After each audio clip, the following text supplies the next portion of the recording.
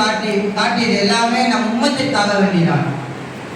1400 வருடங்கள் பிறகும் இன்று வரை தலை தூக்கி பேசப்படுகிறது என்றால் அவர் எப்படி வாழ்ந்தார் என்பதை நாம் சிந்தித்து பார்க்க வேண்டும்.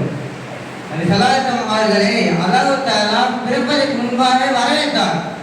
குர்ஆன் மட்டும்தான் வேதம் இல்லை, இதற்கு முன்பாக 3 வேதம் இறக்கப்பட்டிருக்கிறது. தௌராத், இன்ஜீல், ஜபூர். மூசா அலைஹிஸ்ஸலாம் இறக்கப்பட்ட வேதத்தில் பல வசனங்கள் நபி ஸல்லல்லாஹு அலைஹி வஸல்லம் பற்றி வந்திருக்கிறது. அது ஒரு முறை மூசா அலைஹிஸ்ஸலாம் அந்த வசனத்தை வாசிக்கிறார்கள். பின்வரக்கூடிய ஒரு உம்மத்து, அந்த உம்மத்தினர்கள் சிறிது நேரம் கண்ணீர் விட்டு அழுது துஆ கேட்டினாலே அனைத்தையும் தந்தர் புரிவர் என்ன அல்லாஹ் தஆலா குறிப்பிடுகிறார்.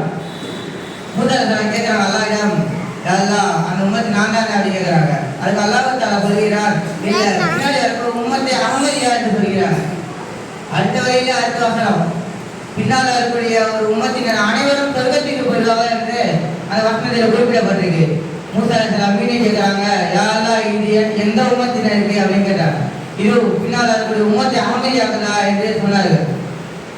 அடுத்த ஆயத்தில் இன்னொரு வசனம் வருகிறது, இந்த வரக்கூடிய பின்னால் இருக்கக்கூடிய உம்மத்தினர்கள் என்ன கேட்டாலும் நான் தந்து விடுவேன் என்று அந்த வசனத்தில் குறிப்பிடப்பட்டிருக்கு. மீண்டும் மூசா அலைஹிஸ்ஸலாம் கேட்கிறாங்க, யா அல்லாஹ் இதுவாச்சு நம்ம பக்கம் அப்படி தீர்ப்பு இல்லாம கேட்கிறாங்க. இல்ல எல்லாமே உம்மத்தை அமைதியாக்குதா அப்படின்னே மூசா அலைஹிஸ்ஸலாம் கொஞ்ச நாள் யோசிச்சுட்டு சொல்றாங்க, சரி அப்ப இனியாலே உம்மத்தை அமைதியாக்கி விட்டா அப்ப நல்லா இருக்கும் அப்படின்றாங்க. அல்லாஹ் புரியுதா, உனக்கு கொடுத்த நேமத்திலே வைத்து நீ வாழ. பின்னால் கூடிய ஒரு பெரும் கூட்டத்தினர்கள் அந்த சமூகத்தை மாற்றுவதற்காக ஒரு பெரும் தலைவரை ஒருவரை நான் படைத்திருக்கிறேன் என்று அல்லாஹ் தஆலா சொல்கிறார். நபி ஸல்லல்லாஹு அலைஹி வஸல்லம் பிறந்து பல ஆண்டுகளுக்கு பிறகு ஒரு முறை சையதால் துஆ கேட்கிறாங்க. என்னவென்றால், என் உம்மத்தின் அனைவரும் சொர்க்கத்திற்கு போடும் என்று ஒரு துஆவை கேட்கிறாங்க. வானத்தின் தலைவரான ஜிப்ரீல் அலைஹிஸ்ஸலாம் மேல இருந்து வந்து, நபியே உங்க உம்மத்தினர்கள் பாதி பேர் சொர்க்கம் பாதி பேர் நரகம் அப்படின்னு அல்லாஹ் தஆலா சொன்னார் என்று சொன்னாங்க. நபி அவர்கள் சையதாவை எந்திக்கவில்லை, மீண்டும் துஆ எழுப்பினார்கள். என் உம்மத்தினர்கள் அனைவரும் சொர்க்கத்திற்கு போடும் என்று ஒரு துஆவை கேட்டார்கள்.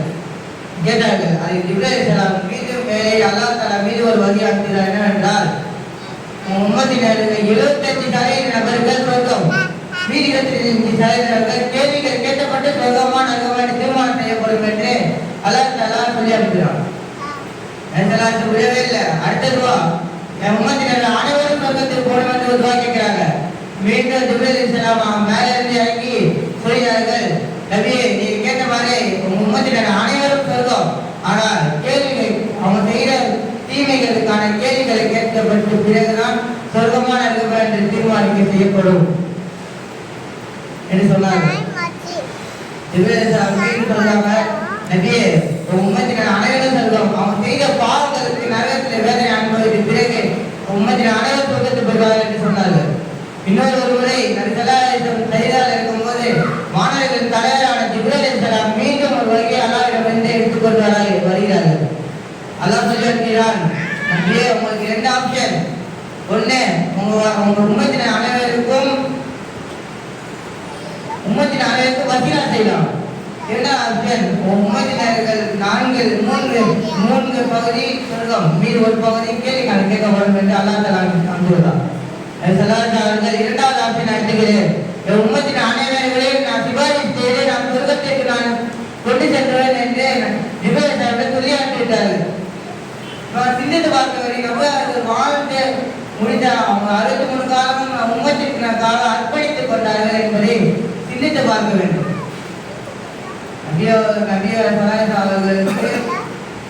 அவர்களுக்கு நரமுடி இருந்தது. அது அபூபக்கர் அவர் கேட்கிறாங்க, நபியே உங்களுக்கு நரமுடி இருக்குதா இல்லையான்னு கேட்கிறாங்க. அதுக்கு போகிறார்கள், எனக்கு நரமுடி இருக்கு. இதன் காரணம் என்னவென்றால், பல சூறாக்களில் பாவங்களை பற்றி வேதனைப்பட்டு வந்திருக்கிறது. நான் அந்த வேதனையை உள்ளிருத்து அந்த வேதனையின் தீர்வாக என்ன செய்ய வேண்டும், உம்மத்தினர்கள் அதற்கு தீர்வாக என்ன பண்ண வேண்டும் என்பதை சிந்தித்து எனக்கு நரமுடி வந்திருக்கிறது அபூபக்கர் என்று சொன்னார்கள். பல வேதனையை கண்டார்கள் உம்மத்திற்காக வேண்டி. தாய்க்கு போய் இஸ்லாத்தை என்பதற்காக வெற்றியதற்காக போனார்கள்.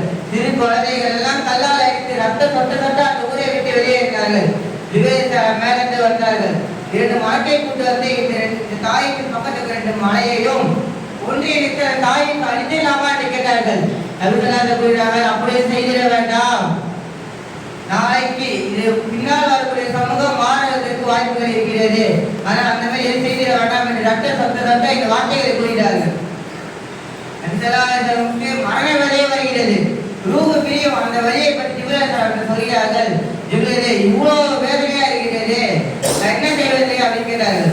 அது ஜிப்ரீல் கூறுகிறார்கள், உங்க உம்மத்தினர் இந்த உலகத்தில் இருக்க அனைத்து உம்மத்தினர்களையும் உங்களுக்கு இருக்கிறதுல ரொம்ப ரொம்ப கம்மியான வேலை, நீங்க எப்படி சொல்லலாம் என்று சொன்னார்கள். அதனால சலாத் கூறுகிறார்கள், உம்மத்தினர்களுக்கு வரக்கூடிய இந்த வேலையை அனைத்தையும் எனக்கே ஆக்கி வை அப்படின்னாங்க. அப்ப எந்த அளவு உம்மத்தினர்கள் நேசித்து வாழ்ந்தார்கள் என்பதை சிந்தித்து பார்க்க வேண்டும். வாழ்ந்த 63 காலத்தின் கடைசி வார்த்தையாக கூறுகிறார்கள்,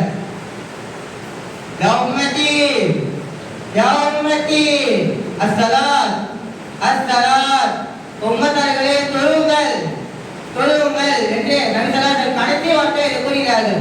மீண்டும் அதன் பிறகு கையை மேலே தூக்கி லா இலாஹா இல்லல்லாஹ் என்று சைடாகி விடுகிறார்கள். நபிசலாசல் வாழ்ந்த 63 காலத்தை நாம் இங்கே பேசுவதற்கு காரணம் என்னவென்றால், அவர் வாழ்ந்த வாழ்க்கையை நாம் சிந்தித்து பார்க்க வேண்டும். அது வாழ்ந்த வாழ்க்கையை மக்களிடம் செல்வதற்காக வேண்டிதான் இந்த இதெல்லாம் நடத்தப்படுகிறது. ஆகையால் வரக்கூடிய காலத்தில் நல்ல அமல்களை செய்து வாழ் பாக்கியத்தை எனக்கு உங்களுக்கு கண்டிருக்கிறார்கள். ஆமீன்.